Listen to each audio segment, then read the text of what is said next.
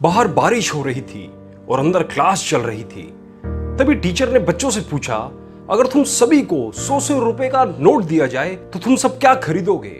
किसी ने कहा मैं वीडियो गेम खरीदूंगा, किसी ने कहा मैं क्रिकेट का बैट खरीदूंगा, किसी ने कहा मैं अपने लिए प्यारी सी गुड़िया खरीदूंगा, तो किसी ने कहा मैं बहुत सी चॉकलेट्स खरीदूंगा। एक बच्चा कुछ सोचने में डूबा हुआ था।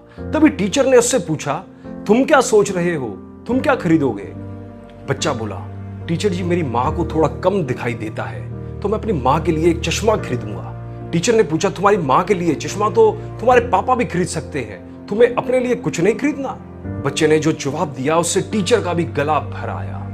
बच्चे ने कहा, सर मेरे पापा अब इस दुनिया में नहीं है, मेरी माँ लोगों के कपड़े सिलकर मुझे पढ़ाती है और उसे कम दिखाई देने की वजह से वो ठीक से कपड़े सिल नहीं पाती है। इसलिए सर मैं मेरी माँ को चश्मा देना चाहता हूँ ताकि मैं अच्छे से पढ़ सकूं, बड़ा आदमी बन सकूं और माँ को सारी सुख सुविधा दे सकूं। टीचर, बेटा तेरी सोच ही तेरी कमाई है।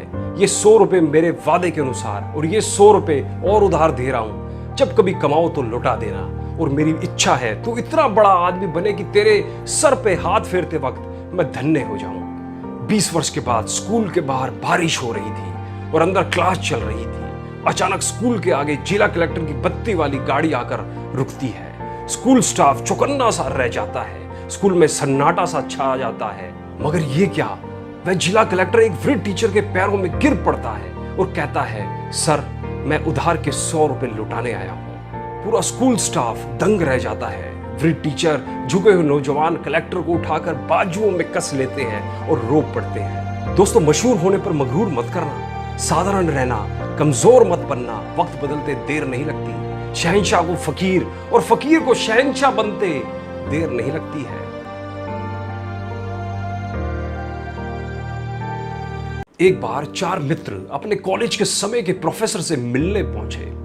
प्रोफेसर अब बूढ़े हो चुके थे। चारों छात्रों को देखकर प्रोफेसर बड़े खुश हुए। कुछ देर बातें करने के बाद प्रोफेसर उनके लिए चाय बनाने के लिए अंदर गए। वे चारों अपनी अपनी परेशानियां एक दूसरे से बता रहे थे। कोई बोल रहा था मेरी सैलरी बहुत कम है, कोई बोल रहा था कि मेरी पास गाड़ी नहीं है, कोई कहता मुझ पर बहुत कर्ज है। उनकी बातें सुनकर लग रहा था कोई भी अपने जीवन से खुश नहीं है। प्रोफेसर, जो कि उनकी बातें बड़े ध्यान से सुन रहे थे, उन्होंने 4 सुंदर कप लिए, जिनमें से एक सोने का बना था, दूसरा चांदी का बना था, तीसरा कांच का बना था और चौथा कप बिल्कुल सादा था। प्रोफेसर ने चारों के आगे चाय रखी तो सभी ने एक एक कप उठा लिया। प्रोफेसर ने देखा कि सोने वाला कप सबसे पहले उठा लिया गया। उसके बाद एक ने चांदी का उठाया, तीसरे ने कांच का और चौथे वाले पे सिर्फ सादा कप ही हाथ लगा। प्रोफेसर ये देखकर मुस्कुरा उठे। चारों मित्र उनसे उनकी मुस्कुराहट का कारण पूछने लगे तो प्रोफेसर ने बताया कि मैं तुम लोगों की बातें सुन रहा था, इसलिए मैंने जानबूझकर सारे कप अलग अलग लिए थे।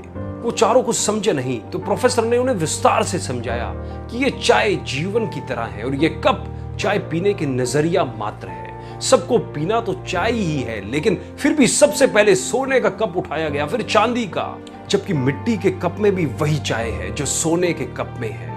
उसी तरह जीवन भी एक चाय है जो सबके लिए सम्मान है। लेकिन लोग कप रूपी सांसारिक चीजों जैसे अच्छी जॉब, अच्छी सैलरी, गाड़ी, बंगला आदि के पीछे भागते हुए सारा जीवन दुख में ही निकाल देते हैं और जीवन रूपी चाय का आनंद नहीं उठा पाते। तो मित्रों, क्या फर्क पड़ता है कि कप मिट्टी का हो या सोने का, पीना तो हमें आखिर चाय ही है। तो उसी तरह सांसारिक चीजों के मोह में क्यों अपना जीवन बर्बाद करते हो? जीवन का आनंद लो, यही इस कहानी की शिक्षा है। दोस्तों, यदि आपको भी ये कहानी अच्छी लगी हो तो हमें कमेंट करके अपने विचार जरूर बताएं और इस कहानी को लाइक और शेयर करना बिल्कुल भी ना भूलें।